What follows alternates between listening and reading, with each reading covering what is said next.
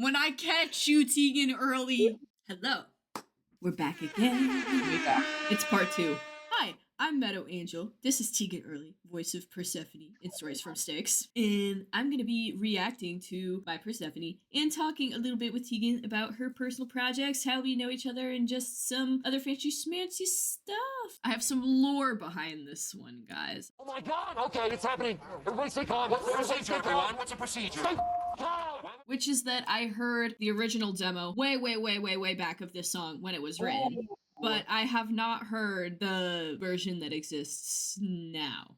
The way that I want to start this one is by having you talk about Teemo and what's going on with the Teemoverse. Yeah, so Teemo is a artist project that I created because I think of Teagan Earley as kind of like my actor existence, you know, because I started out as an actor and as a singer in that realm, and then obviously went into voice acting from there. But it's almost like that feels like my stage name at this point, even though it is actually my name. I wanted something that felt separate from that was my own stories that I was telling, rather than like I'm helping to support other people's over here in this space already. So I want to kind of break off and do my own thing. And so I created the character of Teemo, which is based off of both a childhood nickname that I had because my parents used to, my full name is Teagan Maureen, and so my parents used to call me Teemo when I was younger. But also I love languages, and te amo obviously means I love you in Spanish, but temo means I fear in Spanish as well. So the fact that those two opposite forces are only a letter apart in the Spanish language, I think is really beautiful and speaks to a lot of what I write about, which is like what happens when fear and love clash. And so it just felt like so many things intersected and created this kind of perfect space for me to exist in, to tell what was at the time a very, very vulnerable and very hard story for me to tell, which is the story of false diagnosis that I got of total infertility. And that ruined my life for a while because I really had very specific ideas about what my future was going to look like and what I was going to be able to do to have children. And I had to let a lot of that go with this first diagnosis that I got. And a couple months later, I got a second opinion. And that second opinion said, okay, it's not certain that you'll never be able to have your own kids, but it's definitely going to be harder for you because of this, and this. They were right about these circumstances. And one of those was endometriosis. The whirlwind that was going through that process, and especially the medical trauma that then came of that, because I was very mismanaged by a lot of men who are in the medical field who don't actually know anything about women's healthcare or struggles, or at least like not as much as they should. And if they do know a lot about it, then they certainly don't act like they care very much about it. And so I was really lucky later on in my process to have some awesome female doctors to kind of help me out. Essentially, throughout that whole time, I was dealing with such big emotions that I didn't know what else to do other than write about it. And so I'd kind of been futzing around with the possibility of working with JP on something for a while, because we went to college together and then we reconnected a couple years later, basically being like, we don't know if we're going to be able to collaborate because we're kind of in these two different worlds. At the time, he was very deep in the EDM world and I was still in theater. And so we were like, shrug, may not work out, but whatever. But then we eventually Chainsmokers era. He was totally in his Chainsmokers era. Oh my God. He'd been like kind of creating some sounds and some beats and things like that and just being like, maybe. And then the day that I got the initial diagnosis, I called him and I was like, hey, I have this really crazy thing and I don't know what to do about it. And he was like, hold on, I'm sending a piano patch your way. And like, just write over that. And I will be endlessly grateful that he was willing to do that with me, because it birthed Teemo and all of the amazing fun music that I've had such a good time writing and releasing to you guys in the past year. It's been under a year. I think I have something crazy like 36 songs out.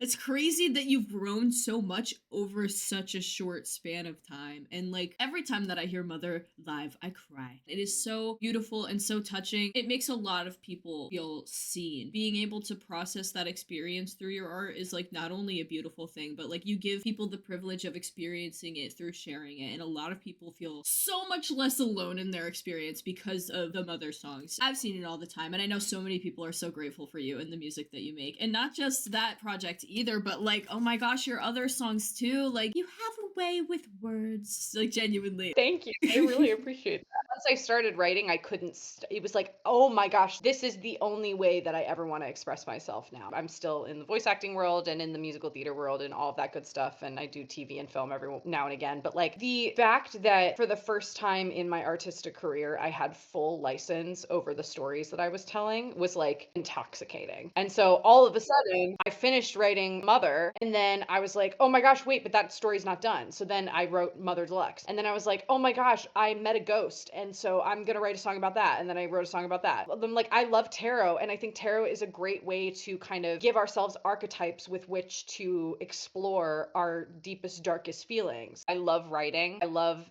telling stories. My main goal is in fact just what you were saying, which is to make people feel seen. So basically my thought is, if I have had this feeling and this feeling has had such an impact on my life that some days I cannot function like a normal human because this feeling is like has so taken over my body. I'm sure someone else out there has felt like that at some point. So I might as even if one other person listens to that song and is like, "Girl, you say it." Like I'm like, successful day. That's all I care about is I just want to connect to people through stories in whatever form that comes, and getting to do that with stories that I have kind of created from start to finish has been like the most rewarding experience of my life. I'm not stopping anytime soon. Let me Ugh. stories from Sticks It Up for a second. Actually, no. Nope. We're gonna not do that. We're gonna instead talk for a second about how I know you. So basically, guys, everybody's Oh like, my gosh, yes, how let's the tell heck the story. what happened was one day I made a meme, and it was an epic meme. It was a Thunderbringer meme. When I made that meme, I was perceived. When I was perceived, at first, I was like, oh my god, this is great. But Luke Holt made a really big mistake one day of being silly goofy to the point where I was able to start a bit that has almost been going on, albeit underground, for a year now. He goes, "Don't listen to Polites. He's hacking the algorithm and showing us your videos." and I said, what? No, I made enemies, but basically it's all a joke. Everything that I have ever posted, and it has the hashtag OpTalk or Epic the Op Saga. It's a funny, it's a joke. It's just a way to support the project, which is what I loved about it. Is I was like, yeah, beef like sells or whatever, but it's also like you made it very clear when you were joking and when you were being serious, and you were so supportive. And then you were so supportive of everyone's solo projects and things like that outside of Epic itself. I knew this was going on because it kept showing up on my For You page. I didn't know anything about it. I didn't understand it. One day I decided to be silly goofy, and I was just like, you know what? Let's jump into the fray. Everyone else has. We might as well. So I jumped in. I think I commented on one of your videos or something, just being like, all right, like Athena's vote is up for debate. Yeah. Like, why don't you convince me one way or the other? This woman within 10 minutes had posted a video with a full whiteboard, with a full breakdown, basically a PowerPoint, literally went through, and she explained the whole thing to me to the point where I was like, if I was actually Athena, I would be so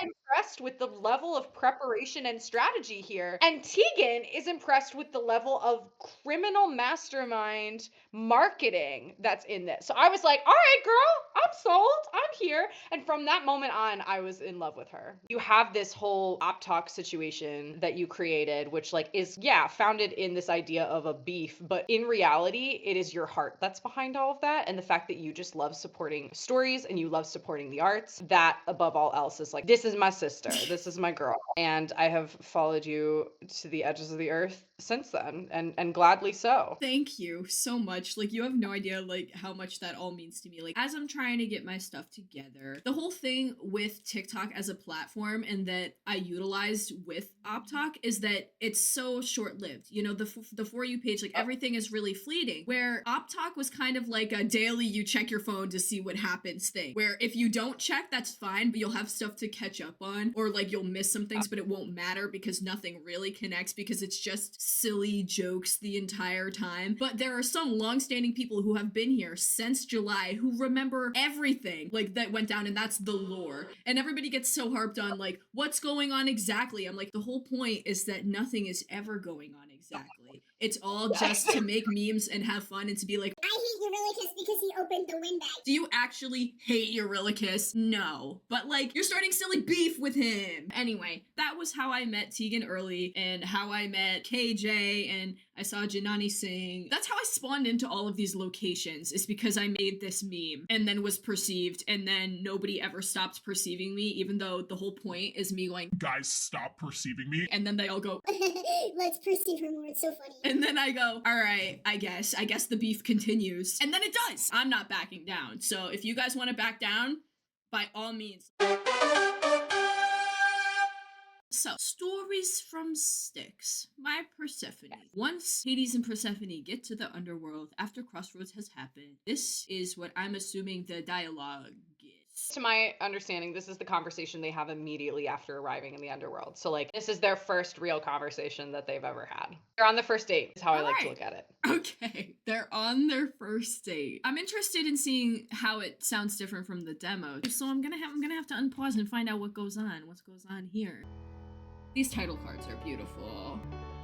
Maiden, bring me Oh, that's really pretty. Oh. Okay, so I knew you were gonna stop. I knew it. listen, what I could say about what I've heard of the My Persephone demo in relation to this whole conversation that's kind of going on about Stories from Styx as a themed album, in relation to it showing multiple perspectives and people not really knowing what stance it's trying to take. But the whole stance, from what I'm understanding, that Stories from Styx is trying to take is that it's here to present the stories to you. There are ways that it's reflected in the way that the project is put forward. And just thinking about the lyrics of My Persephone that I do know, there are multiple ways that you can read and take in this song. Like, where there's this aspect that it's a beautiful love song, but you can go on and be like, wow, they're so in love. But in the lyricism, if you actually really think about it, like the possession that he's kind of implying. I love this. I think it's beautiful. It made me cry like the first several times that I heard it. But oh, I've seen this from the promotional video. It's beautiful. Yeah.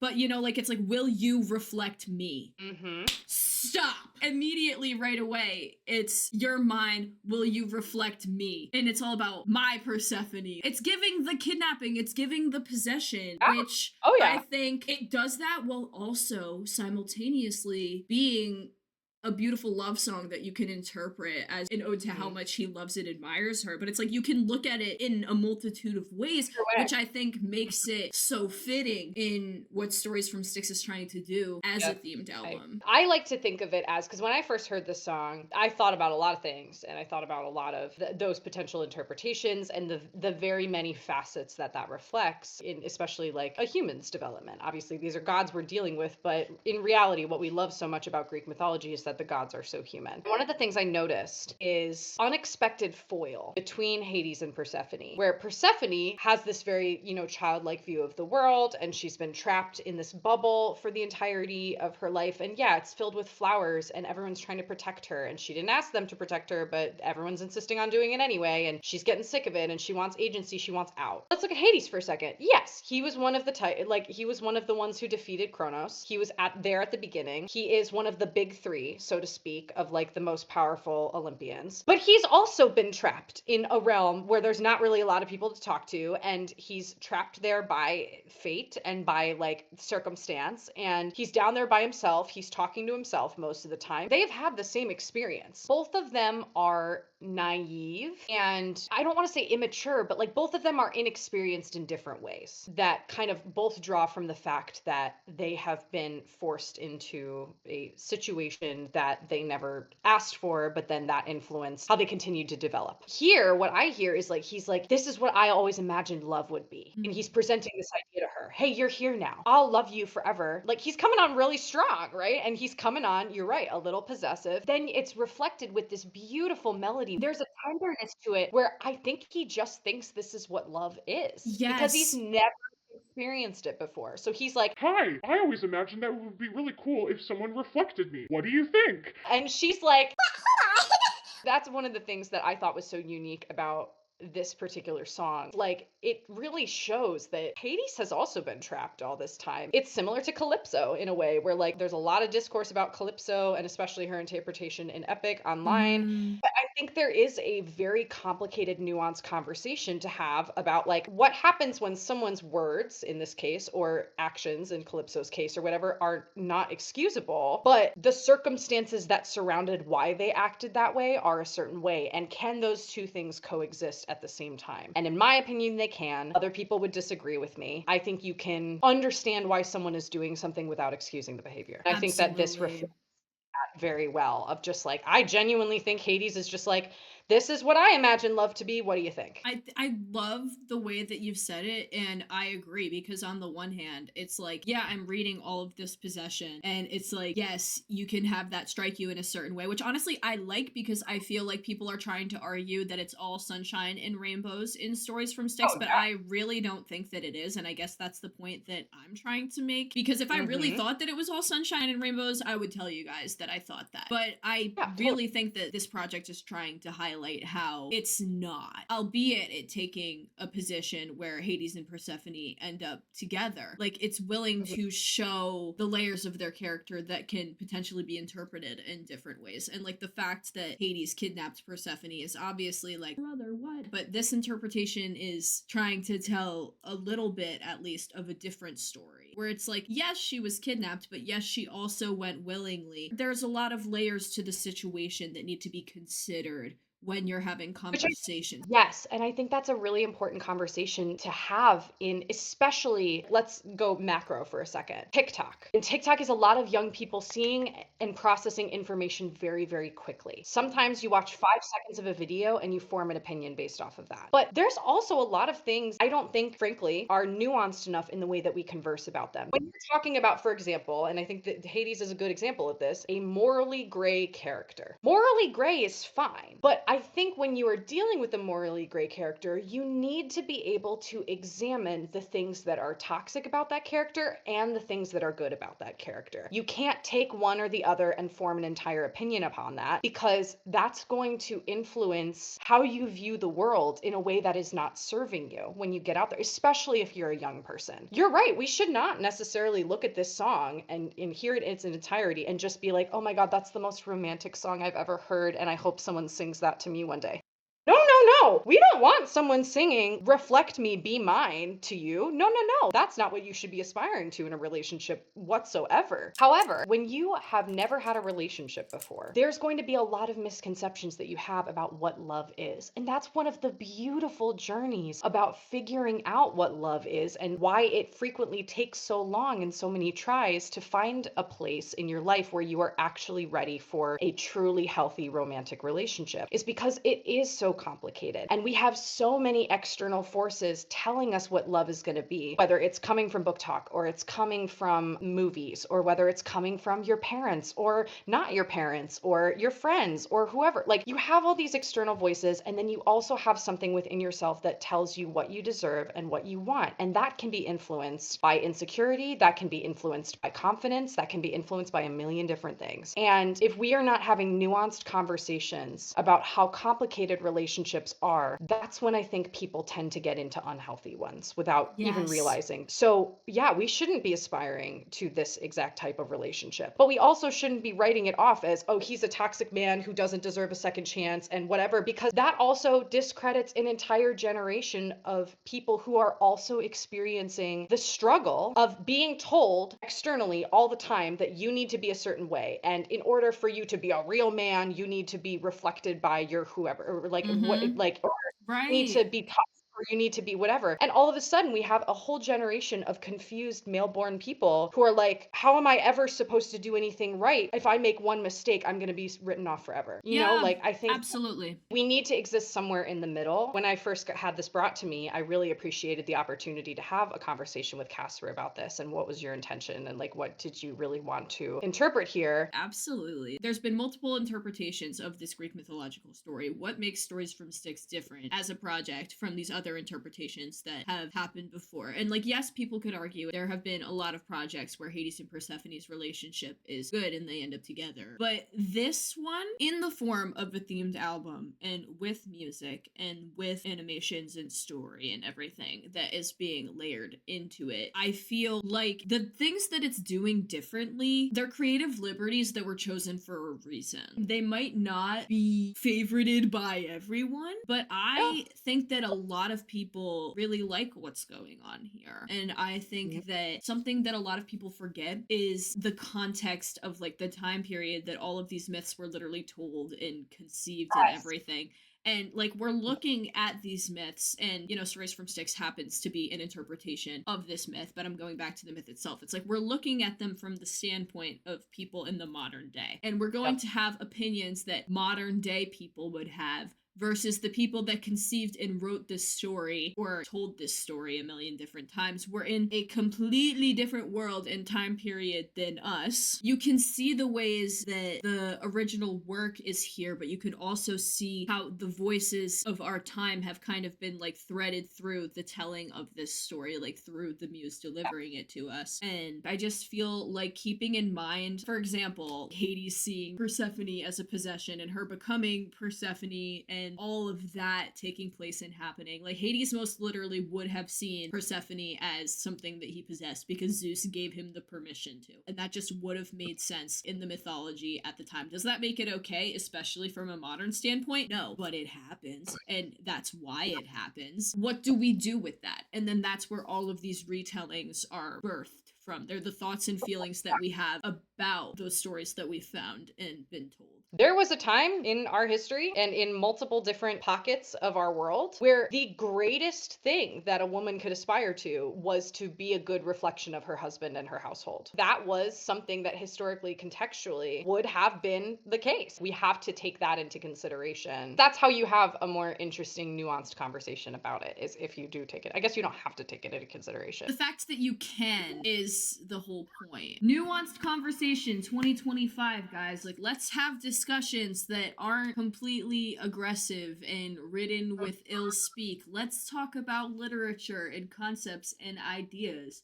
And let's learn things from each other about them. I love her. Bring back media literacy 2025. And if there's moments where it seems like I'm being media illiterate, I'm always down to learn more in my comment section. If you know something that I don't, I want you to tell me. Just don't be mean. I'm a little guy, but I acknowledge that I don't know everything and that I'm here to learn. There are things that I can teach because of what I know, but you are here to learn as much as you are here to teach the things that you know. You never stop learning. Learning is an endless thing. I love learning more than anything. It brings me to life to be able to learn. Also, just in relation to what we were saying earlier, really quick before I unpause, is like the idea that like Hades kind of is coming from this standpoint of he's been taught traditionally that this is what love is and this is what he wants and this is what he should do. He wants to do what he thinks is the right thing here, which is following his destiny. I'm gonna, oh, hold up.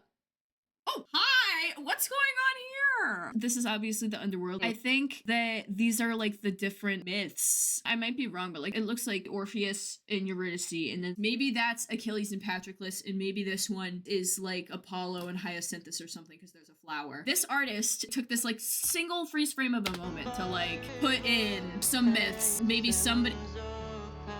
Stop it! Oh. This might be something different. I don't know. You guys please tell me in the comments what myths these are. I'm pretty sure you're 3 for 3 here. No way! Oh, this is so pretty. Oh, stop it! Okay, fine. We're allowed to have a happy moment. Guys, let people be happy. Ooh, king of night, please don't forget your reflection.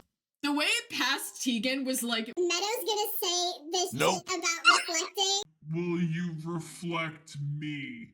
Was presented to me and I was like, this is so beautiful. What does she have to say about any of this? He's like, well, that's why I brought it to you. I would actually, if you're okay with it, if you've got too much on your plate or whatever, totally understandable. I would love to hear you take a stab at Persephone's perspective on this because I don't feel equipped to speak for her. So I would really love to have you write her perspective and then we can edit it together. And I said, all right, let's give it a shot. Let's see what happens. And I think I wrote this in an hour. hour or under. Like, because it was just all I had to do was step into her shoes and be like, okay, if someone said all of this to me, how would I kindly, like, if this was someone I was interested in actually trying to build a relationship with, how would I kindly address the problems with what they're saying while also showing them that, like, no, I'm interested. Like, if you're really ready to learn and ready to grow with me, here's what you got to understand. Right.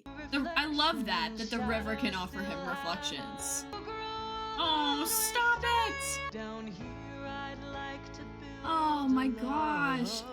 Ugh. Just this tiny little choice to say, like, starry-eyed, like, it implies like a sort of like innocence and a lack of understanding that Persephone has an understanding that he is coming from some sort of like misinformed place and is just so infatuated by her that like he can't see past himself to see that she has wants to.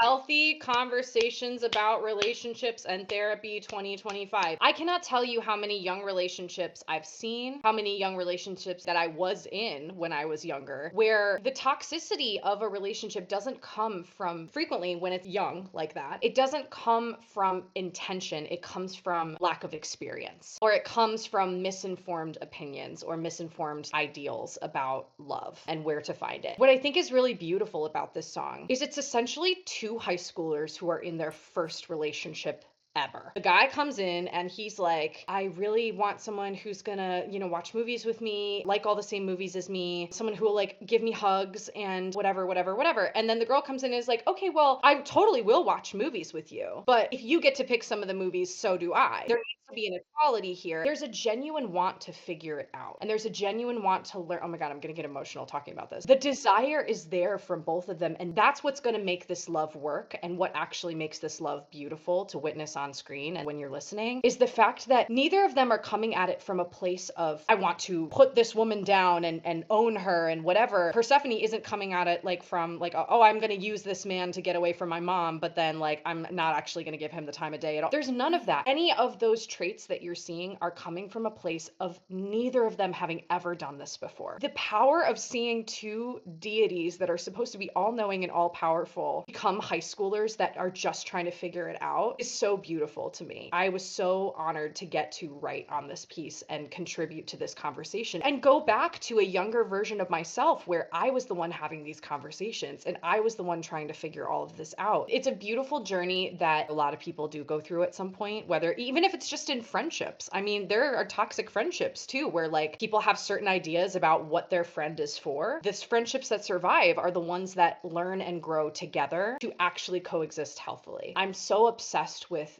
discourse and psychology and sociology and learning around relationships and how they form, because we all have an entire universe inside of our head. And guess what? Newsflash, unfortunately, no matter how hard you try, you are never going to have the full understanding of someone else's universe. You're just not. It's too complex. It's too big. But what a beautiful thing when you say, hey, I'm going to shoot my shuttle over there and I'm going to drift for a while and I'm going to let you show me what you want to show me and I'm going to listen and I'm going to make opinions and commentary and notes. We can have a conversation about it, but I'm also coming at it from a place of humility, of knowing that no matter how hard I try, I will never have the full scope of everything that you've experienced and everything that you have seen and felt. But I'm going to try to learn as much as I possibly can, and I will stay here and be patient as long as I can to do that. And then the relationships that don't work are the ones where like my universe clashes with your universe and we figured that out. I got to go back to mine and you got to go back to yours. And sometimes that happens and that's okay too. But what I love about this is it's the moments right before people decide to really sit with each other as people and learn another human being and attempt to learn as much about their inner life as they possibly can. One of the really cool things about this project and being involved with this project thus far is there are so many beautiful, nuanced conversations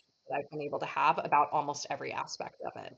And that's what it's all about for me personally. That's why I got into this in the first place, is to be able to spark conversations with people and chat with people about what their experiences are. That was so beautiful, Teagan. In this interpretation of the myth, they're coming into it from an open-minded perspective, because it's almost like they've been waiting so long for this to happen and for things to, they've been living in similar circumstances where everything has been dreary and the same. Their love is what frees them, because neither of them can really leave their circumstances, and the fact that they love each other and get to experience each other is, I don't want to get emotional too, but it's the whole reason that they get to experience a different kind of life that otherwise would have been completely barren and isolated. And it is really beautiful.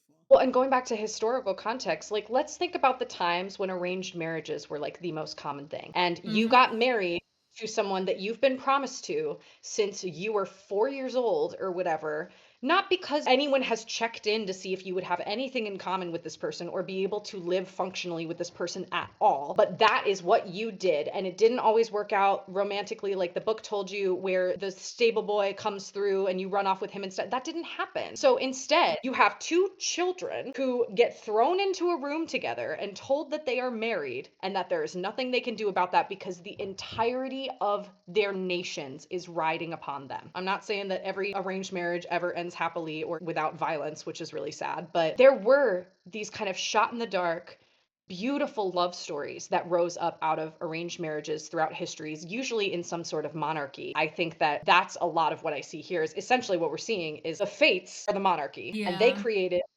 marriage between these two people who always knew that they were going to end up together. And in this moment, you see them make the choice of, well, we have to find a way to make this work because there's no getting out of it. Here's my ground rules. And then she goes, okay, interesting ground rules. Can you explain to me why this ground rule is the way it is? Because this would be my boundary. And then it's this choice of like, is he going to listen? Or is he Right. going to be like, no, my rule is law because I'm the king. We're going to watch and see whether he chooses to actually treat her as an equal and actually listen to what she has to say and begin to build a love, which is what she asks for in the lyrics. I was very intentional about that. Or are they going to be miserable for eternity because they can't get out of it and neither of them is actually willing to listen to or grow with each other because they want to stay stuck?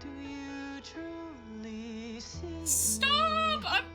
Why will you make me cry with one line like that? So the line is, "Somebody shackled me above." Okay, everyone treated me like an ideal up there. Everyone knew I was going to get kidnapped, so everyone was so intent on protecting me all the time and protecting my innocence or whatever that no one actually ever listened to me.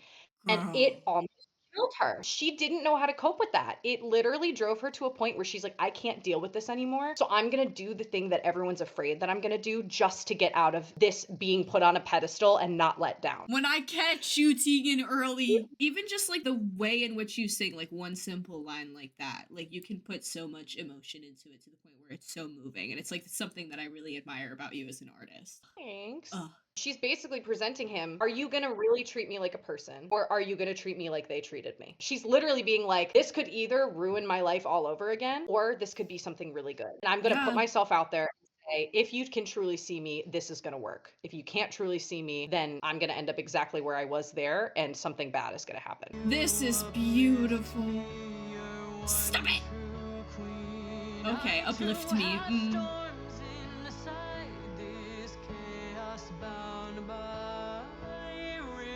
Ooh, that was really pretty, that little swoopy thing. Just like the slight changes too. Let it happen, but I can't help myself.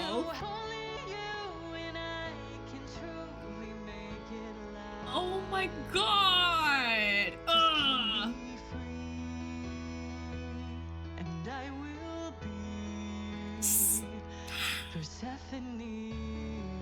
No, my! Chi-Chi! Oh my gosh, hi Chi-Chi! Crazy! Loved you. And you acknowledge the Oh, stop it! Oh.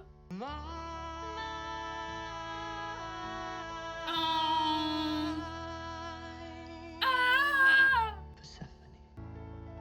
Oh my god! So a couple things to point out just in writer mode. I wrote the verse to have basically like a harmony to it because I took it the third up when I was writing it. He goes, will you reflect me? I was, will you uplift me? And da da da. And Casper was like, no, they need to be united on this. It can't be harmony because they can't be in conflict here. We have enough of the back and forth in the lyrics where they should genuinely be on the same page when they're singing this, which I thought was brilliant. It goes from will you be my Persephone to will you be mine, comma, Persephone. In addition to the fact that, oh my God, Gigi, the flowers growing in the underworld, there's a moment of growth.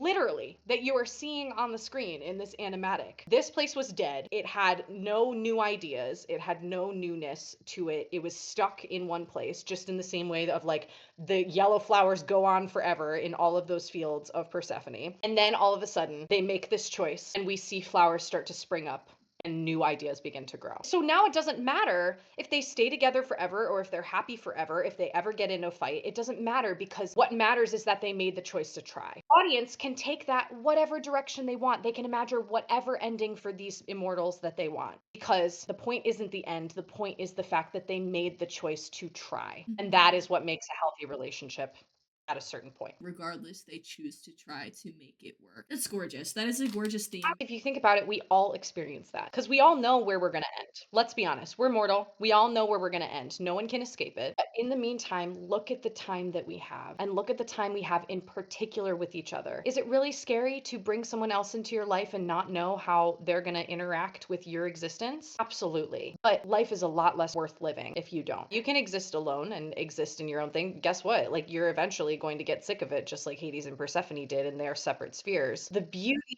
of the complicated nature of being human is that we frequently make some of the most important choices we could possibly make on the precedence of not knowing how that's going to go. And guess what? Even if it sucks, even if it's the worst thing that's ever happened to you, you get to carry the fact that you tried with you. And I think that that is what sparks human growth. It's certainly what sparks hope, which we need a lot of in the world as it exists today. It is what sets us apart from any other living thing. Absolutely. That softer side and that softer interpretation of Hades as a figure, I really like the way that it's been shown here. And the choice to give Persephone more agency than she might have had in, say, like other interpretations. Maybe she has more agency here than she would there, but I feel like it's for a reason, and it's to make a statement as this piece of art is coming out now. So now I have one more song. I'm so grateful that I had the opportunity to talk to you today. I had so much fun. You were so sweet, and you have such great insight. Thank you so much for coming on the channel today. Make sure that you guys all go to the Patreon, Meadow Angel Patreon, for the uncut versions of these videos. Make sure you check out Teagan Earley on all of her platforms. Listen to Timo, stream Timo all day, every day, but also stream stories from Styx, guys. And we will be back with the next episode of me reacting to There Is No Name. Like, comment, subscribe, all the beautiful things. See you guys later. Bye, guys.